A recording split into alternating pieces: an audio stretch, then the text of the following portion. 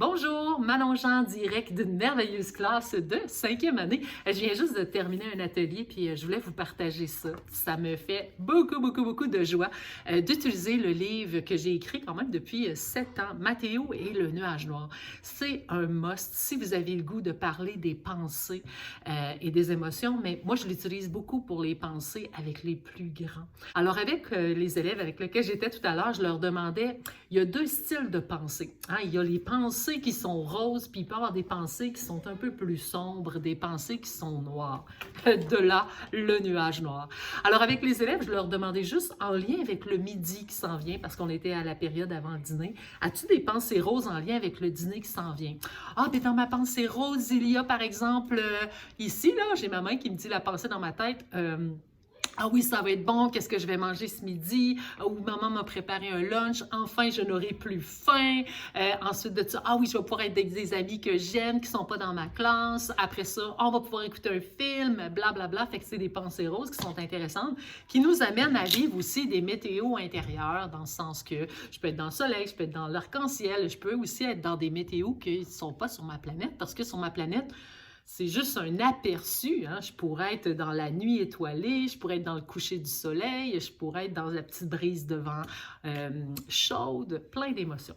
Ensuite de ça, je leur ai demandé, OK, maintenant, en lien avec le dîner, quelle sorte de pensées qui pourraient être plus sombres, des pensées noires, comme les nuages noirs, pourraient apparaître dans ta tête? Ah, ben moi, par exemple, je mange toujours la même affaire sur l'heure du midi. Il y a quelqu'un qui a dit, ben au service de garde, là, ça parle très fort, puis c'est dur de manger quand il y a beaucoup de bruit. Ensuite, il y en a un qui a dit, ah, ben moi, dans ma tête, ça me dit qu'il y a souvent de la chicane au service de garde. Parfait. Il y en a d'autres qui ont dit, ah, ben moi, je vais être obligée là, de changer de local, puis je suis fatiguée, puis blablabla. Alors, le but, en fait, c'est de réaliser qu'il y a des pensées, peu importe, c'est pas nous qui appelons dans notre cerveau pour nous dire, tu pourrais-tu m'envoyer une pensée en lien avec un événement? Non, c'est automatique. Donc, à travers le livre du nuage noir, c'est ça qui est le fun, c'est que Mathéo, il vit plein de choses au travers de sa journée. Premièrement, c'est qu'il ne veut pas se lever pour aller à l'école. Donc, déjà, dans sa tête, il y a une pensée en lien avec ça. Je suis fatiguée, je vais être obligée de travailler, blablabla. Fait que ses pensées, ils sont là. Puis sa maman, à travers l'histoire, au départ, elle essaie de lui offrir quelque chose pour manger, quand finalement, ce qu'il a décidé de manger, c'est déjà sa sœur qui a pris la dernière gaufre au sirop d'érable. Et là, c'est l'hécatombe. Mon cher Mathéo s'en va à l'école avec un énorme nuage noir au-dessus de sa tête. Puis, en fait, la prof, qui reconnaît que Mathéo a le nuage noir, essaie d'y enlever son nuage, mais finalement, rien à faire. Le nuage va être là toute la journée jusqu'à temps qu'on se rende compte que dans l'histoire, je vais essayer de trouver la page pour vous présenter ça parce que je trouve ça super génial. C'est que dans l'histoire, Mathéo, en fait, il contamine tout le monde. Oui, parce que le nuage noir, finalement, il est contagieux, même si tout le monde a essayé de lui enlever. Alors moi, avec les élèves, souvent les plus grands, je leur fais prendre leur journal de bord, puis là, je leur fais écrire des pensées en lien avec « Hey, la récréation, elle s'en vient tantôt, dis-moi une pensée rose en lien avec la récré, puis nomme-moi la météo que ça te fait vivre. » Ensuite de ça, écris-moi une pensée noire en lien avec la récréation qui s'en vient et nomme-moi la météo que ça te fait vivre. Fait que le but, c'est juste de réaliser qu'il y a plein de pensées qui tournoient autour de nous, mais qui nous sont là. Puis, le but, en fait, c'est que dans le livre, c'est qu'on vous montre comment vivre les 4 étapes de la respiration du courant d'air.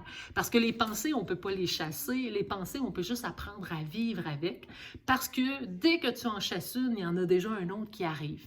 Donc, la première étape dans le livre, c'est que Mathéo, il prend la pensée dans ses mains. Comme ça. Et il se dit une phrase magique qui est « Ah, ah, je sais que tu es là ». Juste le fait de se rendre compte que je sais que tu es là, ma pensée, ça nous responsabilise, puis ça nous fait prendre conscience qu'elle est là, la pensée, puis qu'on doit s'en occuper.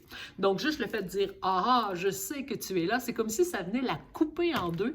Et le fait qu'elle est coupée en deux, je peux l'examiner, je peux même sentir ce que ça me fait vivre, puis ça me permet aussi de la couper en deux, c'est-à-dire qu'elle est déjà moins grande, elle prend déjà moins d'espace.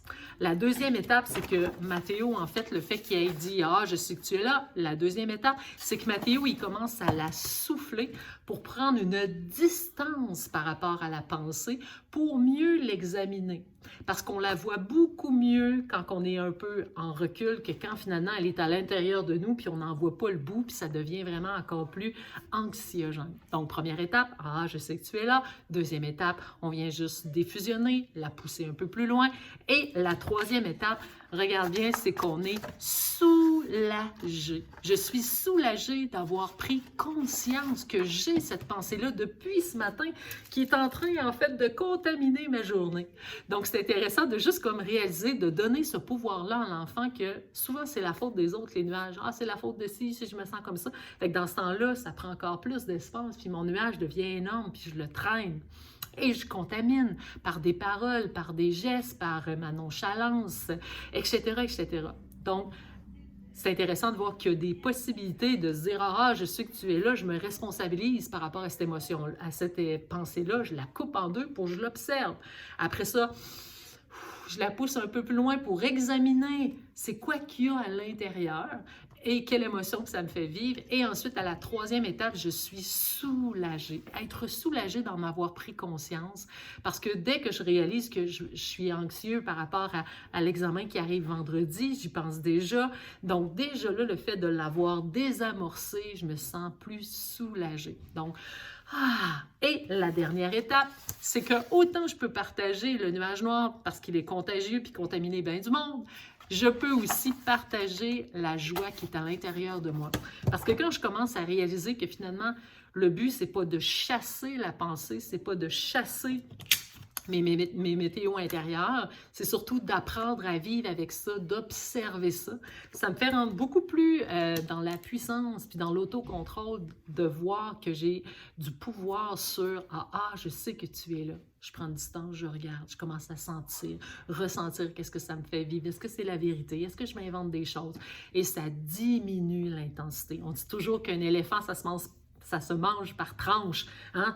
Souvent, on a des travaux, des choses, puis on voit ça comme une énorme montagne. Une tranche à la fois, un pas à la fois. C'est la même chose aussi avec les élèves, c'est toujours un pas à la fois, beaucoup dans le bonheur et dans le plaisir que j'anime les ateliers. Et quand je fais ça avec les élèves, ben, les enfants, ils ont toujours de quoi écrire parce que ça les amène à avoir des réflexions, puis là, ils écrivent des petites choses, puis à la fin, ben, on conclut beaucoup avec la respiration des 4 étapes. Si tu as le goût d'acheter le livre, hey, c'est un must sur la boutique en ligne manonjean.com. C'est incroyable, il y a un défi aussi du nuage noir pour le préscolaire, les premières, deuxième années. C'est génial, des capsules qui sont déjà toutes faites, mais aussi travailler avec les plus vieux avec le nuage noir, c'est vraiment cool parce que ça parle de nous. Alors, j'espère que ça t'a inspiré et dis-toi, je sais que tu es là. C'est déjà la première étape vers observer notre corps, observer ce qui est là en nous, prendre conscience, mais surtout, ça nous aide à développer notre maturation émotionnelle. Bye tout le monde!